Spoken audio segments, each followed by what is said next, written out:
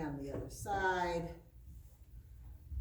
And just about anything in the neck, chest, anything that attaches onto the clavicle or scapula can be an accessory breathing muscle that you can usually just target. You just assume pecs, upper trap, lats, serratus.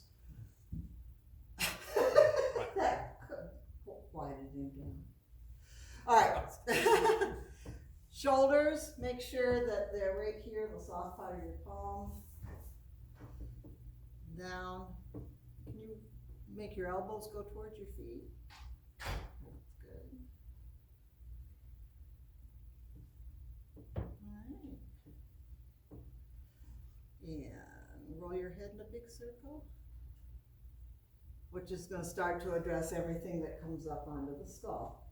It's not fancy, is it? The new students are going. But you characters, it's intention more than anything else. My intention is for them to get a good solid breath. And while I'm finishing up here, I should be monitoring and seeing if their breath has shifted. Now, one thing that you don't want to do is tell people, if I'm saying take a deep breath and then blow it all out, that's me doing the movement part. What you don't want to do is say, now take a deep breath, breathe through it, or yes, I know that's a little tender there, just take a deep breath and breathe through it. If you're doing that, you're missing when the physiology shifts. You're telling them when to breathe, and you're missing when their breath is changing on its own. So, anybody had a massage where somebody put you through a whole bunch of guided breathing? Anybody had anything like that? Well, don't do that. And because if somebody truly has a breathing issue, that's going to make it worse. Because if you bring it, into their attention, then they're going to try hard to do it right, and then it makes it really worse. And you don't want to overcoach also, just because as she was saying, you'll miss a natural shift. Yes. If you're constantly coaching them through each part of it, when they do naturally change on their own, you'll miss it because you've been coaching them through it the whole time. So, Regina, you've got Troy. I'm sorry. Is that you? Yeah. Renee, Marie, you had worked with Mary last time, correct? So why don't you work with Daniel? Cheyenne, you didn't practice the last time because you had to go do a massage. But why don't you work with Lindsay? Karen, why don't you did you work with Sarah?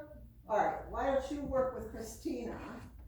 And Ben, why don't you work with Sarah? Okay. Now, who did I miss? Oh, Yeah. I told you couldn't work with her. All right, you work with Larry, and you monitor that group more specifically than the others. How about that? I've got a quick question, Sandy. Yes. Where do you draw the line where breathing goes from, or using breathing as an intervention, and like a guided breathing massage? Yeah, if I am, there's nothing wrong with guided breathing or breathing as a meditation, all of that. It's blurry on scope of practice a little bit. Right, but like you just said, it's Yeah, if I am doing it, if I'm instructing their breathing because I want a change in the rib cage, that's more of what we call muscle energy technique or movement. That's different. This is different. Go ahead and take a deep breath. Blow it all out. Cough. All right, see, that's different than Become aware of your breathing. Exhale slowly. Gentle push up against my hand. And exhale slowly. Get in contact with your inner liver.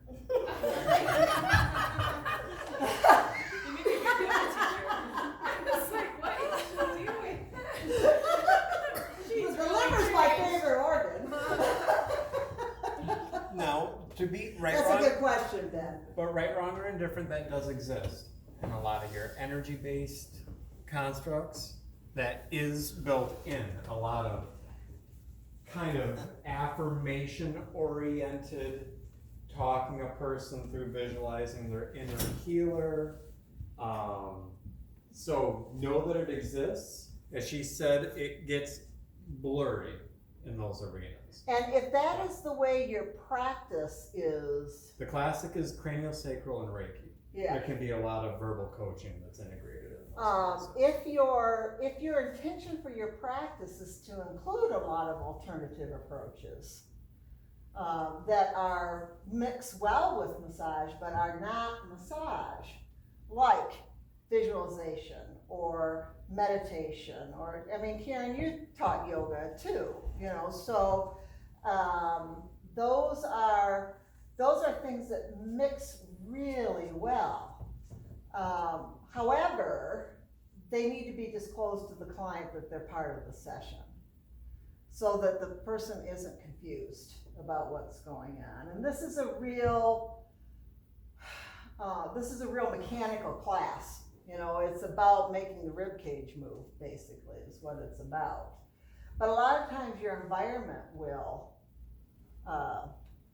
give a personality too. Like Daniel, for example, you work with a lot, where there's a lot of crystals, and in fact, isn't the name of the blue crystal. blue crystal? People are going to have an expectation that this may be part of the practice.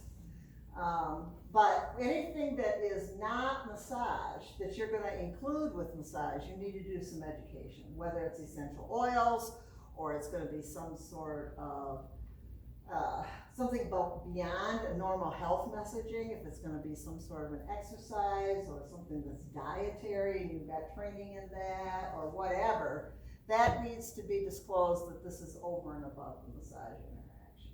And you got to make sure that it falls within scope of practice. So anything hydrotherapy falls within our scope of practice. Anything that beautifies the skin, so if we were saying you should use this oil because it's really good for your skin, that's esthetician scope of practice, not massage therapy scope of practice. Where do we stand now with like facial work? We can do massage, Yeah, okay. but the scope of practice is for esthetician to do the actual, and estheticians can do massage, but only as it enhances the skin. And it's not just the face. The difference is esthetician's scope is limited to the skin. And our scope is obviously we're going to touch the skin, but our focus is not beautification of the skin.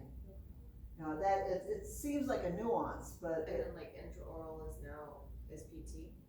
yeah, that's a PT, and we still don't go in any orifice. And you know, on the other side of that, I might suggest to somebody, you know, if your breathing is better, you may have a little bit less urge incontinence because of the relationship between the pelvic floor and the diaphragm. However, if I said to them, and you know, do Kegels and do this and do that, now I'm getting into more of a rehabilitative thing. So it's nuancy, but we want to be respectful of what's going on with stuff. Now, if you worked with, Laura went through a whole pelvic floor rehabilitation after the 2 babies at 40, God. anyway, PT specializing in that. If you worked for that PT group, then they may delegate that you would work more specifically around soft tissue related. But it would be because you're in affiliation with somebody that has it in their scope. Make sense? Yeah, so, Transparency just goes a long way. yeah. Transparency with your clients in terms of even acknowledging where the gray areas exist. And then if you're gonna incorporate things beyond the just actual massage piece, then you need to disclose that so that they're also giving clearance. Well, we do a lot of add-ons. We do a lot of thermotherapy, which is heat, hot and cold. We do some hydrotherapy. We've got the saunas, but it's all about general health and wellness.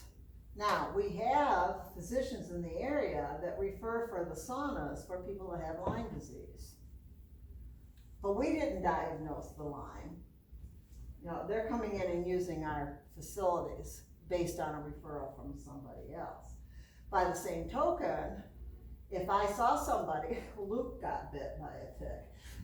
If somebody comes in for a massage and I see the rash or that sort of thing, I certainly can notice that, and it's in our. If you see a red bullseye, make Yeah. sure you refer them immediately. That's the point. We need to know when to refer and consult. We have to have enough information, certainly, so that we know that back and forth and understand what's going on. And that's where all of your science studies and your medical terminology and all that kind of stuff comes in, so that you can have those conversations.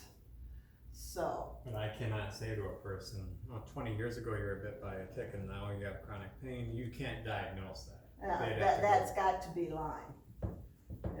So that'll show up in future chapters in the textbook as well. And you all been around, but how many times has a client come in and they've asked you, what do you think this is? What did you say, Sarah? He thought he blew his knee out, never got it checked out. I'm pretty sure he blew his knee out. I said, I really suggest you go to a doctor and have it checked out. Yeah. Get a screen, just so even if they then can officially clarify what it isn't. Yes. If we can screen out what something isn't, then that gives you more information so that you can function more safely, knowing, okay, it's not the meniscus. Mm-hmm. But sure enough, maybe there is something in a ligament. Now you at least have some information. And then I can design the treatment plan around that so that it works. Now, you work right with a chiropractor. If there is an issue, regardless of what it is, that makes you wonder, then you send them to the chiropractor. It's the chiropractor's The job. chiropractor sends them to me. Yeah.